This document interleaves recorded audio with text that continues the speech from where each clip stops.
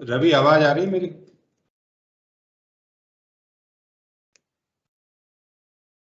Yes sir. Okay, और audio video दोनों clear है? Yes sir.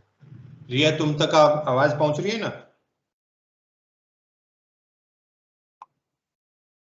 लास्ट में हमें पता चलता है कि हम पढ़ गए और पता ही नहीं चला कि करना क्या है। रिया तक आवाज जा रही है कि नहीं जा रही?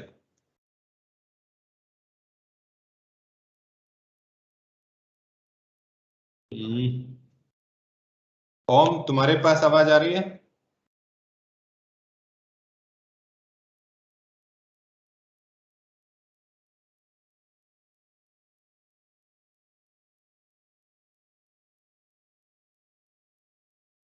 संकेत? Yes sir. ओके, आवाज ऑडियो वीडियो है। कुछ दूसरों तक कहीं प्रॉब्लम हो रही है तो वो अपना अपना ठीक कर ले। मेरे यहाँ से दोनों वर्किंग कंडीशन में। तो आज यहाँ से चालू करते हैं। हम लास्ट टाइम हमने खोसला का थियरी बेसिक्स कर लिया था। बेसिक्स में मैं वापस नहीं जा रहा, फ्लोनेट पे मैं वापस नहीं जा रहा, जो सीपेज था वहां पे नहीं जा रहा। केवल ये एक डायग्राम जो हमने देखा था थोड़ा सा एक बार देख लो केवल आप, और आगे हम मूव करते हैं। उसके बाद कि इसमें हमने दो चीजें देखी थी। सीपेज जो नीचे फ्लो हो रहा है, फ्लोर के नीचे से सीपेज टेक प्लेस कर रहा है, वो एडहेर नहीं करता और स्ट्रीम लाइंस में मूव करता है। जो 5 फंक्शन है उसको हम डिस्क्राइब करते हैं, तो लाप्लास इक्वेशन की हेल्प से उसको सोल्व कर सकते हैं। सोल्यूशन है वो थोड़ा सा डिफिकल्ट है। उसका मैथमेटिकल सोल्यूशन हो सकते हैं, उसके कंप्यूटेशनल सोल्यूशन हो सकते हैं, उनके इलेक्ट्रिकल एनालॉजी का सोल्यूशन हो सकता है, और बहुत सारे सॉल्यूशंस हमने देखे पॉसिबल है, but they are all difficult, complex, tedious. तो खोसला ने एक दो इजी सॉल्यूशन दिए थे कि उसको ये जो वेरिएबल प्रेशर हेड है उसको निकालने के लिए, उसको मेजर करने के लिए, कैलकुलेट करने के लिए दो मेथड दिए। एक था खोसला का method equations for independent variable, एक सेकंड था खोसला का चार्ट्स फॉर इंडिपेंडेंट वेरिएबल। तो ये जो था ये अपलिफ्ट का फॉर्मूला था, जिसमें कि वो स्ट्रेट लाइन जो माना था ब्लिग ने उसमें वेरी नहीं कर रहा। आज मैंने ट्यूटोरियल नंबर 4 खोसला और वियर डिजाइन के ट्यूटोरियल को अपलोड किया है, तो आपका त्रिवेदी साहब ने भी कर दिया है अपलोड, तो आप सोल्व करिए उसको। Most of the questions you can solve now because we have covered a lot in this to understand the design of such heavy structures. तो अब आप मेरे ख्याल से किसी न किसी लेवल तक जाके डिजाइन के लिए थोड़ी you are able to solve those numericals, और डिजाइन का पार्ट आप शुरू कर सकते हो, डिजाइन भी कर सकते हो मेरे ख्याल से, यदि अच्छे से समझ में आ रहा है तो। और ये फिर एग्जिट ग्रेडियंट का देखा था हमने, h by d, h is the seepage height at a particular point, d is the depth of the downstream pile, d is the depth of downstream pile exit gradient के लिए। तो 1 upon pi lambda, और lambda के जो हमने पहले graph देखे थे कि वो ग्राफ यूज करते हैं। उसके बाद हमने देखा कि इसको जो जो डिजाइन वियर का है उसको सोल्व करने के लिए जो 5 फंक्शन है, D square 5 by D x square plus D square 5 upon D Z square, ये जो लाप्लास इक्वेशन बनती है जो सीपेज फ्लो को रिप्रेजेंट करती है, ऐसा बेस्ट खोसला ने ऐसा माना कि best suitable equation two represent the seepage flow is this equation, this equation. तो ये जो इक्वेशन था खोसला का, तो उसको उसने सोल्व लाप्लास इक्वेशन को सोल्व करने के लिए ये इंडिपेंडेंट वेरिएबल का इजी मेथड निकाला। तो उसमें इन्होंने 3 टाइप के स्टैंडर्ड फॉर्मेट्स लिए कि ये 3 स्टैंडर्ड टुकड़ों में हम बांट सकते हैं। जो हमारा वियर है कॉम्प्लेक्स मान सकते हैं उसको, हालांकि इतना कॉम्प्लेक्स है नहीं, नीचे एक फ्लोर है, ऊपर एक वियर का वॉल है, नीचे शीट पाइल्स हैं, नीचे सीपेज हो रहा है, ऊपर सरफेस फ्लो हो रहा है। तो ये वैसे कॉम्प्लेक्स है क्योंकि पानी दिखता नहीं है कि नीचे से कैसे बह रहा है और कैसे उसका फ्लो पैटर्न है, तो उसको कॉम्प्लेक्स मान सकते हैं हम। तो उसको और इजी सिंपल करने के लिए Khosla, doctor Khosla has divided, split the whole floor, the pucca floor into parts and in 3 parts.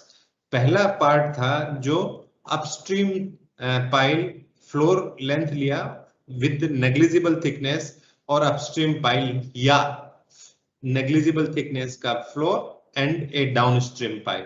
तो this is one standard form. तो इसको इंडिपेंडेंट वेरिएबल बोलते हैं, या आप कह सकते हो independent structural variable of wear.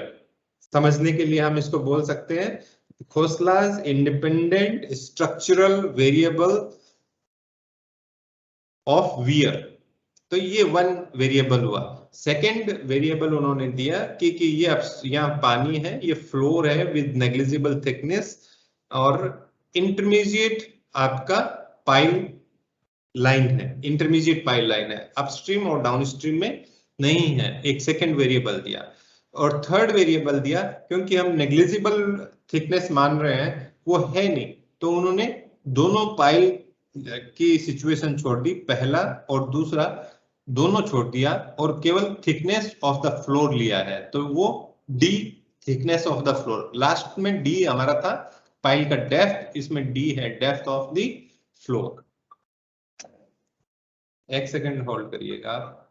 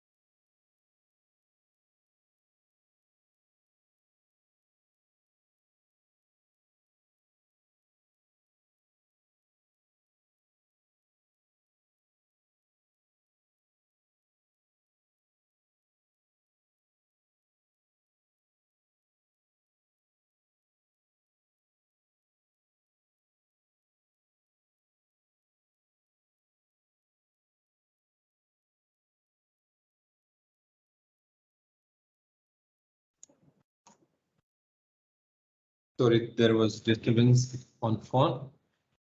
चलिए कोई बात नहीं। अभी मैं आपको ये देख रहा था थर्ड वेरिएबल डेप्थ फ्लोर की थिकनेस के साथ। अभी तीन हमने फ्लोर को 3 भागों में बांट दिया, तोड़ दिया। तो अभी तीनों को क्या करना पड़ेगा, हमें इकट्ठा करना पड़ेगा। तो उसको बोलते हैं इंटीग्रेशन। और इंटीग्रेशन कब करेंगे, पहले हम इनके प्रेशर्स फाइंड कर लेंगे और फिर हम अप्लाई करेंगे करेक्शंस। तो वो जो करेक्शन एप्लीकेशन का है वो इंटीग्रेशन हो गया। पहले हमने टुकड़े किए, फिर हम इनको जोड़ेंगे ताकि हमें एक कॉमन होल स्ट्रक्चर का हमें जो फोर्स लग रहा है वो हमें मिल जाए। तो ये टुकड़े 3 टुकड़े या 3 वेरिएबल्स आप बोल सकते हो, ऐसा बन गया है। और ये खोसला के वेरिएबल्स के बारे में थोड़ा सा डिटेल था, कल भी हमने देख रहे थे।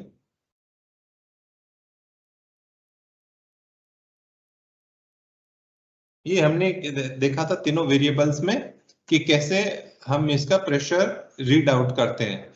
तो ये 3 आपके चार्ट दिए हुए हैं, इसमें तीनों में डिफरेंट डायग्राम भी दिया हुआ है। यदि एग्जाम में आता है तो या तो ये आपको सोल्व करना है कि you are using the graphical और you are using the numerical equation. आप न्यूमेरिकल इक्वेशन से भी, ये जो मैथमेटिकल इक्वेशन है इससे भी डायरेक्टली कैलकुलेशन कर सकते हो।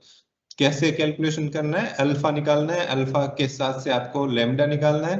1 + 1 + अल्फा स्क्वायर बाई 2 ये है लेमडा, लेमडा -1 लेमडा की इक्वेशन है।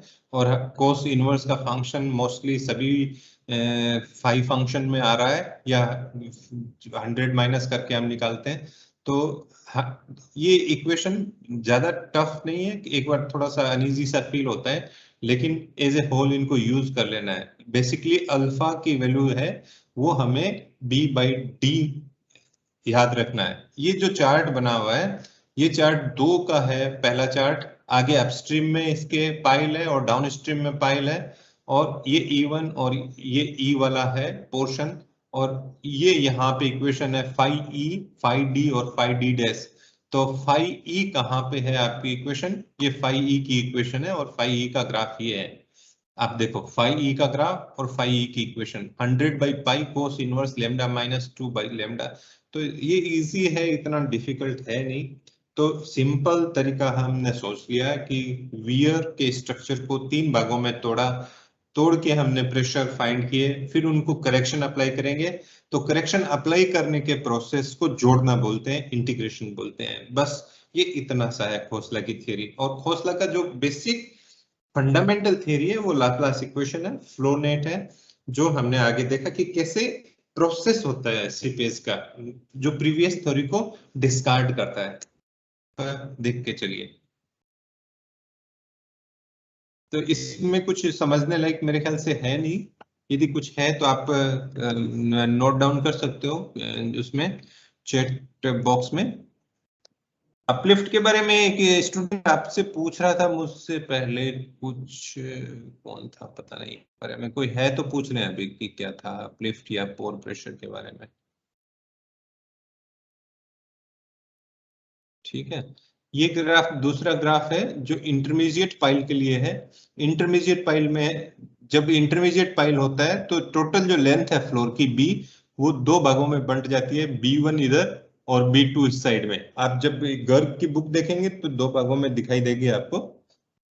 यहाँ इस चार्ट पे नहीं दिख रही, मेरे पास बुक है अभी, उस चार्ट में मैं देख लेता हूँ, उस पे चार्ट में दिखाई दे रही है कि, क्योंकि मेरे को यहाँ स्कैन किए हुए चार्ट पे ये नहीं दिख रही है जो इंटरमीडिएट पाइल। हाँ, इंटरमीडिएट पाइल का जो ये गर्भ के अंदर जो चार्ट दिया हुआ है, ये जो चार्ट है बुक के अंदर, उसमें भी B1 और B2 स्प्लिट करके बनाए हुए हैं।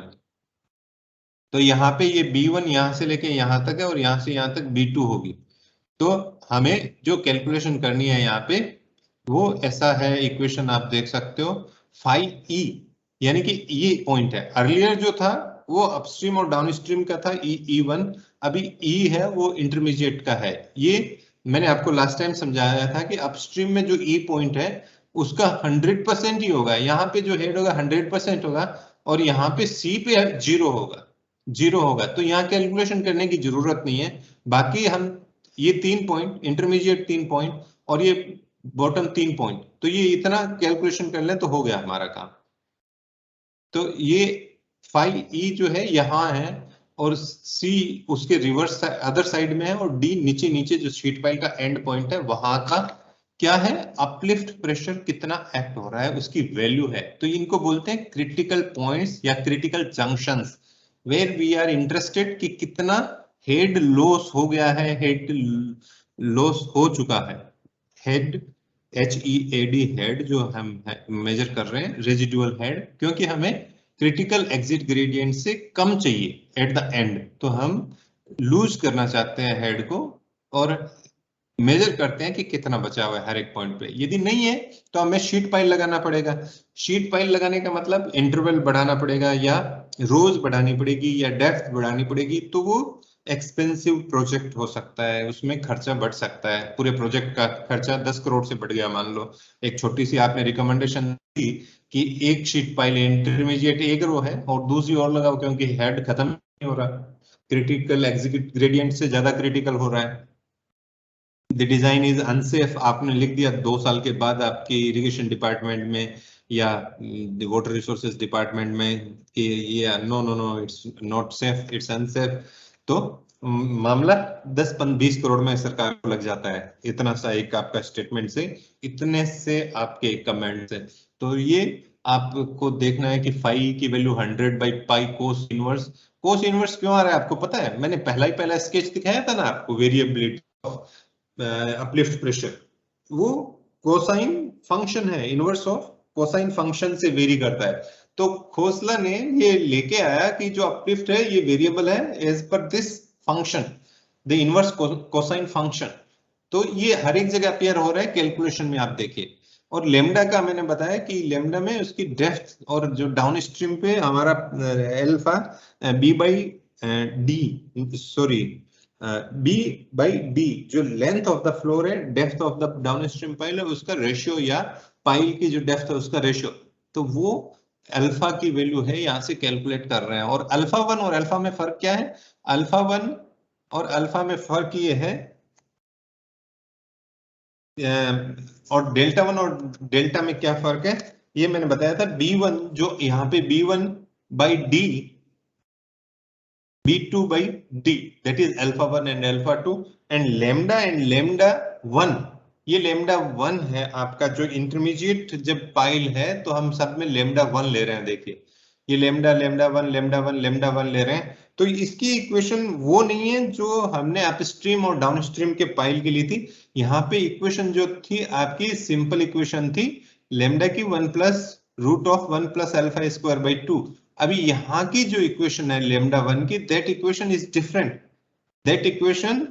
इज डिफरेंट, और यहाँ पे जो लेमडा 1 की इक्वेशन है वो है 1 प्लस अल्फा 1 स्क्वायर, ध्यान से सुनिए यहाँ लिखी हुई नहीं है, 1 plus alpha 1 square minus 1 plus lambda alpha 2 square divided by 2, जो उसमें थी 1 plus root 1 plus alpha square by 2, यहाँ पे 1 plus alpha 1 square minus 1 plus alpha 2 square divided by 2। ऐसी इक्वेशन आप अपनी बुक में देखेंगे तो मिल जाएगी, स्टैंडर्ड इक्वेशन है, ऐसा कुछ है नहीं।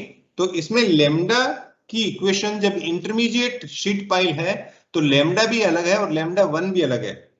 ओके, तो ये आप ध्यान रखना, क्योंकि आप जब बुक में देखेंगे तो इक्वेशन आपको दिखेगी और वो इक्वेशन आपको ध्यान रखना है केवल, क्योंकि दीज आर नॉट कनेक्टेड। आप समझिए कि यहाँ पे ये क्यों हो रहा है, ये यहाँ क्यों हो रहा है, ऐसा दिमाग मत लगाओ। ये डिफरेंट स्केच है, ये डिफरेंट इंडिपेंडेंट वेरिएबल है।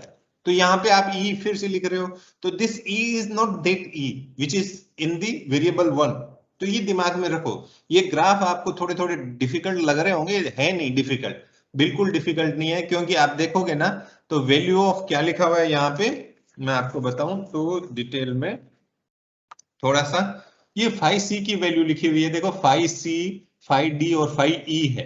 तो ये इक्वेशन यहाँ पे कैलकुलेशन कर रहे हैं pc बाई h इंटू 100। ये क्या है? Curve of 5c। पिछले वाली स्केच में हमें एक एक कर्व लाइन थी, इसमें बहुत सारी कर्व लाइंस है। आप देखिए बहुत सारी कर्व लाइंस है।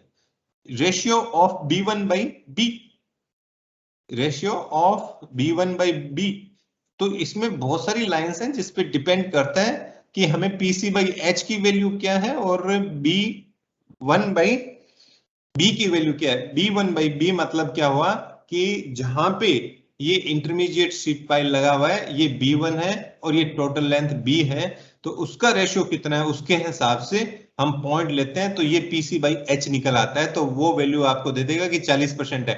मान लो आपका बीच में लगा हुआ है 50% पे मान लेते हैं आप, और तो यहां से ये लाइन आप खींच सकते हो, ये कर्व ऑफ 5c है और PCH भाई निकल जाएगा यहां से। इसको किसी भी लेवल पे 30% बचा है या 50% बचा है, अकॉर्डिंगली हम इसको कैलकुलेट कर सकते हैं। ये जो दूसरा ग्राफ यहां दे रखा है 5D का दिया हुआ है, इस साइड आपको यदि नहीं दिख रहा है तो मैं बता दूं, जहां मेरा कर्सर है वहां पे 5D का ग्राफ दिया हुआ है।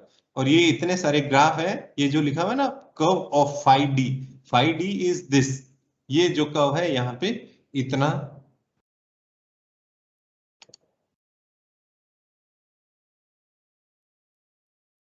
ये इतना सारा 5D का है, ये इतने सारे कर्व, सॉरी कहाँ गया मेरा, ये 5C के कर्व हैं, फिर 5C हो गया, 5D हो गया, और आगे क्या कहता है, टू फाइंड 5E, आप यहाँ पे पढ़ोगे खोसला का ही लिखा हुआ है, डॉक्टर खोसला का, for any value of alpha and base ratio b1 by b, read 5c for base ratio 1 minus b1 by b for that value of alpha and subtract from 100.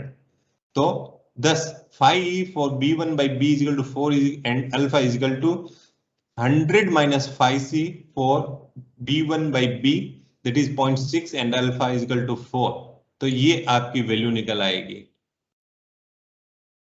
ये देखिए 5e की वैल्यूज कैसे निकली है, ये just आप ध्यान से इसको देखेंगे तो समझ में आएगी, मैं जहां से मार्किंग कर रहा हूं वहां से। To get phi D for values of b1 by b less than 0.5। क्यों लेस देन 0.5 कह रहा है?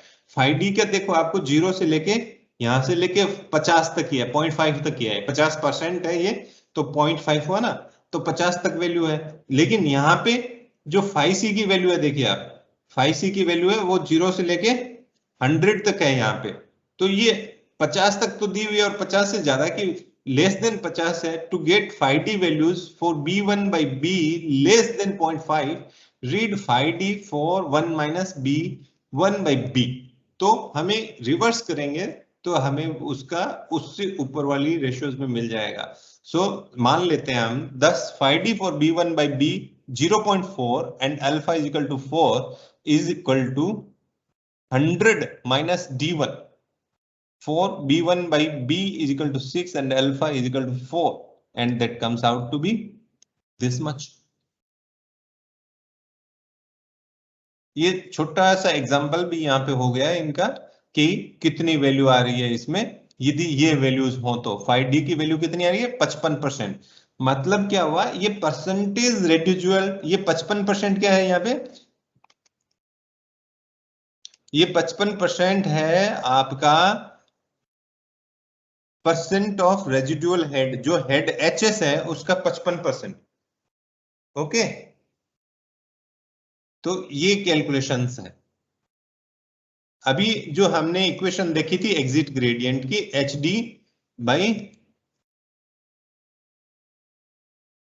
ये H D H by D 1 by pi root lambda.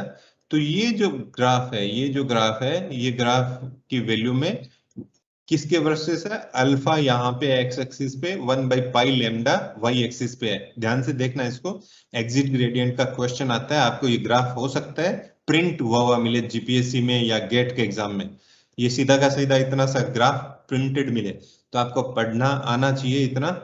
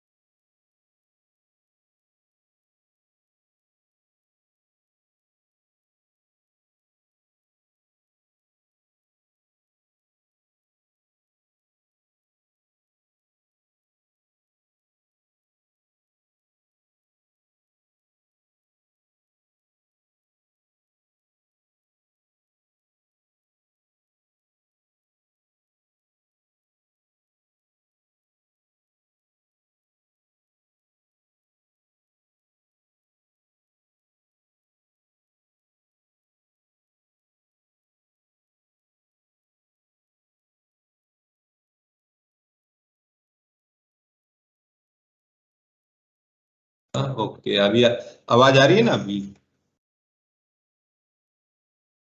Ravi Yes. आवाज आ रही है मेरी? Yes, sir. Okay fine. तो ये फॉर्मूला है बहुत ज्यादा इंपॉर्टेंट है जीई ग्रेडियंट का, एग्जिट ग्रेडियंट का, एच बाई डी, और ये अल्फा से रिलेटेड वैल्यू निकालते हैं।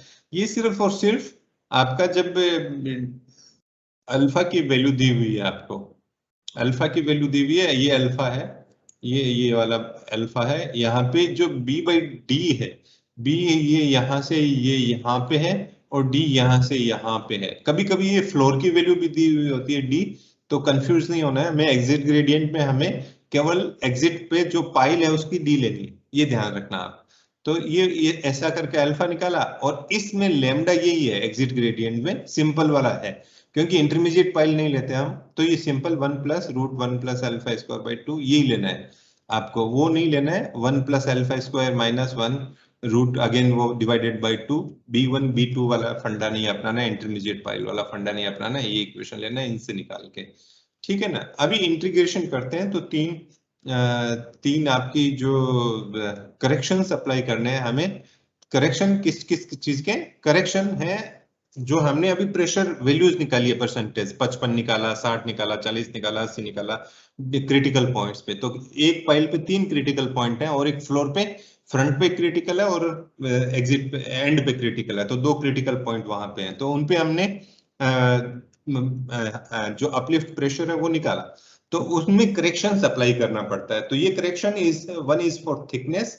फर्स्ट करेक्शन यहाँ पे सीक्वेंस ज्यादा इंपॉर्टेंट नहीं है, अलग अलग लिखी हुई है मेरे ख्याल से, तो मायने नहीं रखता। कई जगह पे सीक्वेंस मायने रखती है कि ये करेक्शन अप्लाई करने के बाद जो करेक्शन आगे अप्लाई कर दो फिर दूसरा करेक्शन निकालो, ऐसा इसमें नहीं लग रहा मुझे। केवल और केवल आप करेक्शन अप्लाई कर दो जो ओरिजिनल वैल्यू आई हुई है उस पर, फिर correction for mutual interference and फिर करेक्शन फॉर स्लोप, तो ये 3 करेक्शन है। तो थिकनेस का क्या करेक्शन है? थिकनेस का करेक्शन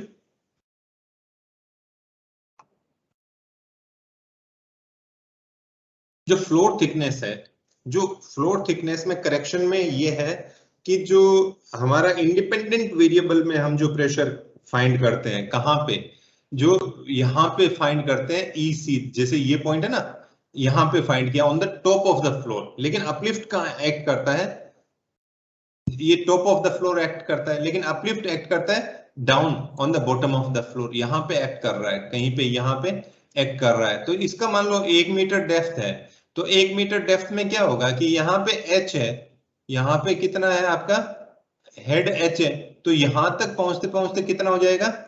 कम हो जाएगा ना हेड, मान लो 90% हो जाएगा, तो ये डायरेक्शन में यहां से यहां तक लेके जाना पड़ेगा हमें इस point, this is critical point for इसकी, यहाँ पे ये करेक्शन अप्लाई करना पड़ेगा।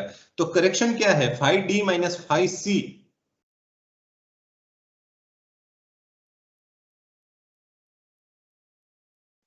Minus 5C divided by D1 into T1। बहुत सिंपल करेक्शन है, बड़ा ये दिखेगा आपको, ये करेक्शन है, ये करेक्शन है थिकनेस का। थिकनेस का कहाँ आई?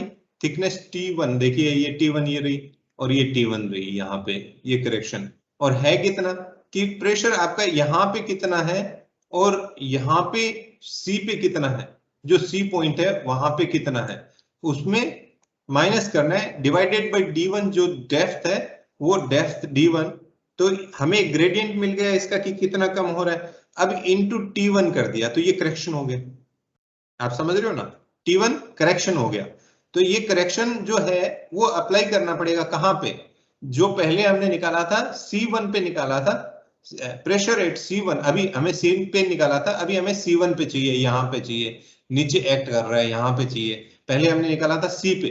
तो जो पिछले इंडिपेंडेंट वेरिएबल में ये प्रेशर हमने निकाला था, जो चार्ट देता है हमें ये देता है, और इसके अंदर हम ये करेक्शन अप्लाई करते हैं। ये करेक्शन पॉजिटिव या नेगेटिव हो सकता है लेकिन लीनियर है, तो ये डॉक्टर खोसला ने बोला कि हम लीनियरली वेरी कर रहा है, ये ले लेते हैं, ये जो देखो लिखा हुआ है ना, linear variation of pressure between point D to C, ये लीनियर वेरिएशन ले लेते हैं, और यहाँ पे ये प्लस लिखा हुआ है लेकिन प्लस माइनस दोनों ही होते हैं, तो कैसे डिसाइड करते हैं कि प्लस होगा माइनस होगा?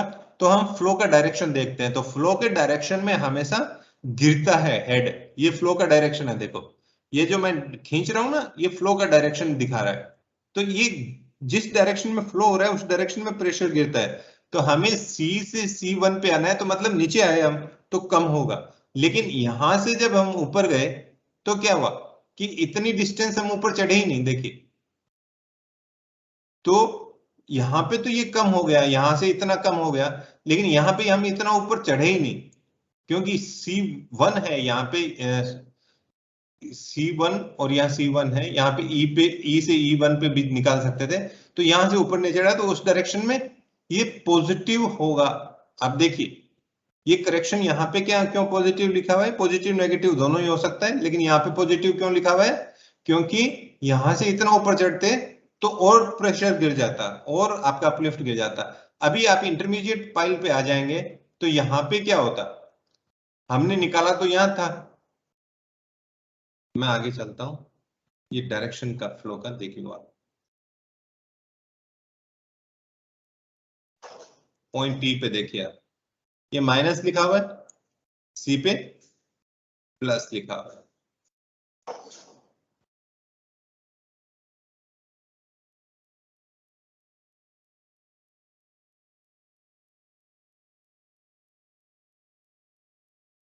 ये यहां पे प्रेशर निकाला था और ये इतना नीचे गिरेगा,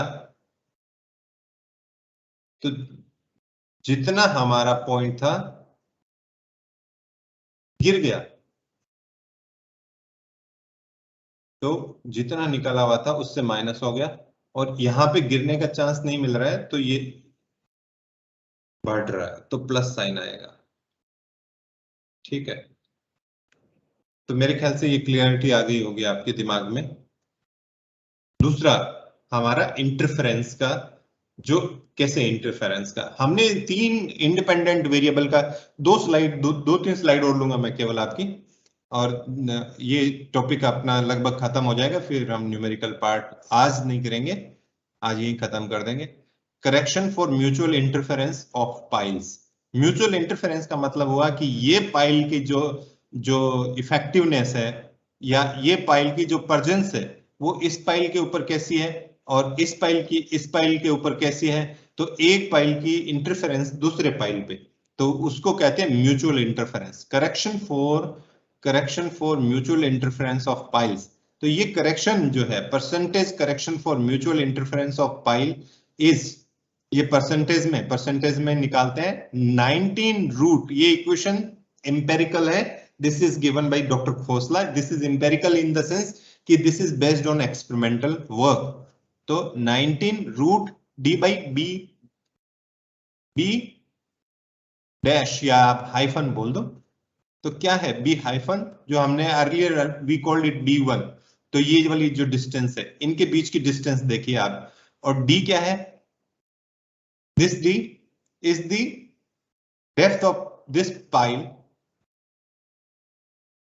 आप ये d की डेप्थ है यहां से लेके यहां तक, बिकॉज मेजरमेंट जो हो रहा है इसका डेप्थ का फर्स्ट पाइल का, that is from here to here. आप देख सकते हो यहां से यहां तक जो डेप्थ है वो d मार्क की हुई है स्मॉल। तो क्या है, d is the depth of pile on which the effect of another pile of depth d is required to be determined। मतलब हुआ कि हम इस पाइल पे इस पाइल लाइन की इंटरफेरेंस को मेजर कर रहे हैं, समझ गए ना। तो जिसकी इंटरफेरेंस है उसको कैपिटल डी से रिप्रेजेंट किया गया, जिस पे है उसको स्मॉल से किया हुआ है। मान लो कि हम इस पे इसकी करेंगे तो ये स्मॉल बी कंसीडर करेंगे और इसको कैपिटल बी कंसीडर करेंगे। तो कंफ्यूज इस पे नहीं होना है ये फॉर्मूला अप्लाई करते वक्त कि हमें कैसे करना है। Okay, D is the depth of pile whose effect is to be determined on the neighboring pile of this। Okay, this correction is positive for points in the rear। जो भी points हैं रियर में, मतलब बाद में, वो सब में ये पॉजिटिव है करेक्शन। जो किस में करेक्शन होगा, जो हमने इंडिपेंडेंट वेरिएबल में प्रेशर निकाला है उसमें पॉजिटिव होगा। ये सी जो करेक्शन निकाला है जो पॉइंट रियर में है, तो and subtractive for points in the forward direction of flow.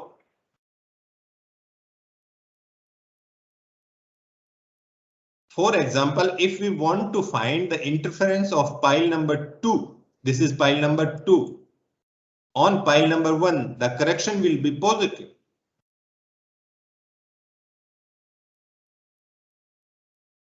मेरे ख्याल से ये ज्यादा कंफ्यूजिंग नहीं है। This correction is positive for points in the rear, क्योंकि हम इस पॉइंट का इस पॉइंट में निकाल रहे हैं। तो ये पॉइंट क्या हुआ, रियर में हुआ। अभी मान लो कि इसका इन्फ्लुएंस हम इस पे निकाल रहे हैं, तो ये तो भी ये रियर में हुआ। लेकिन यदि हम इस पाइल नंबर 2 का इन्फ्लुएंस पाइल नंबर 3 पे निकालें तो ये फॉरवर्ड डायरेक्शन में हुआ, फॉरवर्ड डायरेक्शन में हुआ फ्लो के।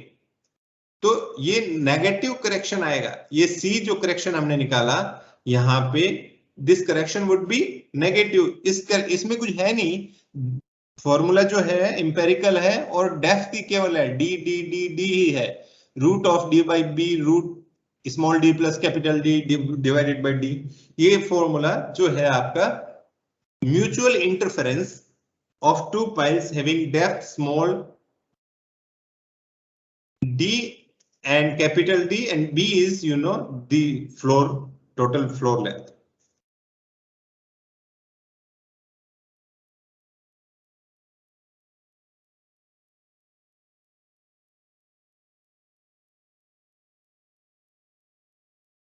The third correction is for slope. Which slope? हमने जो माना था इंडिपेंडेंट वेरिएबल में 3 केस लिए थे कि फ्लोर हमने ऐसा देखा था कि स्ट्रेट है, एक आगे पाइल लगा हुआ था, एक पीछे पाइल लगा हुआ था, सेकंड केस में इंटरमीडिएट पाइल लगा हुआ था, और फोर्थ केस में फ्लोर का हमने डेप्थ लिया था. लेकिन फ्लोर का डेप्थ या थिकनेस तो है, लेकिन जो फ्लोर है वो स्ट्रेट नहीं है. देखिए यहाँ कुछ लेवल तक स्ट्रेट है इतना, फिर यहाँ स्लोपिंग है, फिर यहाँ पे थोड़ा सा स्ट्रेट है, फिर स्लोपिंग है, ये पाइल है यहाँ पे, और फिर से स्लोप स्लोप इज 0 या फ्लोर इज स्ट्रेट. तो ये जो स्लोपिंग फ्लोर है ये भी हमने कंसीडर नहीं किया था इंडिपेंडेंट वेरिएबल में, तो उसका करेक्शन हमें अप्लाई करना पड़ता है. ये देखिए ये correction, the percentage pressure under A floor sloping down, नीचे की तरफ यदि स्लोप है, मतलब जो ये वाला स्लोप है तो ये ज्यादा होगा, पॉजिटिव करेक्शन होगा हमारा. जितना हमने निकाला था करेक्शन प्रेशर अपलिफ्ट प्रेशर, उसमें ये ऐड करना पड़ेगा. कितना ऐड करना पड़ेगा? 11% of that, 11% of that when the slope is 1:1. But slope is gentle. If you are providing a gentle slope in the downstream, then your correction is just 2%. But downstream slope is having a positive correction. The percentage pressure under the floor sloping up is less than that of a horizontal floor. तो ये जो upstream में है उसमें minus correction होगा, ये आप ध्यान रखें जब भी करेक्शन. और करेक्शन की टेबल हो सकता है आपको दी भी हो और देनी चाहिए, ये इतना याद रखना मुश्किल है. 11 से लेके 2% तक 1:1 का मतलब 45 डिग्री, और इससे इतना तक यदि एंगल है, जेंटल एंगल दे रखा है, तो 2% जितना करेक्शन है. तो ये करेक्शन अप्लाई करने पड़ते हैं. 3 करेक्शन हमने अप्लाई किए, और तीनों करेक्शन में थर्ड जो करेक्शन था हमने परसेंटेजेस का देखा. इसमें एक थोड़ा सा ट्विस्ट है. The correction given in table are to be further multiplied by the proportion of horizontal length of the slope to the distance between two pile lines. मतलब 2 पाइल लाइन के बीच में horizontal length है, तो हम उसको slope को continuous slope नहीं मान सकते. तो मान लो कि हॉरिजॉन्टल 30 मीटर था और 2 पाइल के बीच में 50 था, तो जो करेक्शन दिया हुआ था पीछे वाला 30 डिवाइडेड बाय 50 से हमें मल्टीप्लाई करना पड़ेगा, थोड़ा कम करना पड़ेगा, क्योंकि थोड़ा फ्लोर तो हॉरिजॉन्टल है. तो 2 पाइल लाइन के बीच में यदि हॉरिजॉन्टल और स्लोपिंग दोनों है, तो ये जो करेक्शन आ रहा है आपका, ये जो करेक्शन है, ये करेक्शन हमें और एक अप्लाई करना पड़ता है. ये करेक्शन किस पे अप्लाई करना पड़ता है? इन वैल्यूज पे, कि ये 11% नहीं कम होगा, क्योंकि इस पाइल लाइन और इस पाइल लाइन के बीच में हॉरिजॉन्टल है, यहां से लेके यहां तक हॉरिजॉन्टल है. देखो तो ये मान लो कि 20% या 30% हॉरिजॉन्टल है, तो 3.2 जितना है, तो ये करेक्शन यहाँ पे इसको मेंशन करना पड़ेगा. Proportion of the horizontal length of the slope to the distance in 2 pile lines in between which the sloping floor is located. उसमें तो अपस्ट्रीम भी आ जाता है, तो उसको क्या मानेंगे हम? तो that is another issue. The slope correction is applicable only to that key points of the pile line which is fixed at the beginning or end of the slope. The last point क्या कहता है कि यदि slope के beginning में या and में की पाइल लाइन है तो ये करेक्शन अप्लाई करना है, अदरवाइज आपको नहीं करना है, क्योंकि हमारे जो क्रिटिकल पॉइंट्स हैं वो जो पाइल है उन्हीं पे हम तीनों निकाल रहे हैं, सी डी ई. और यदि वो स्लोप के बिगिनिंग में या एंड में नहीं है तो स्लोप फॉर करेक्शन अप्लाई नहीं करना है. तो ये अच्छा क्वेश्चन बनता है आपका, एक एमसीक्यू क्वेश्चन बनता है कि कब स्लोप नहीं अप्लाई करते हैं. तो ये एमसीक्यू का एक मार्कर अच्छा सा आपका कॉम्पिटिटिव एग्जाम में हो सकता है कि हमें यदि बिगिनिंग में नहीं है या एंड में स्लोप नहीं है तो स्लोप का जो करेक्शंस हैं वो नहीं अप्लाई करने चाहिए.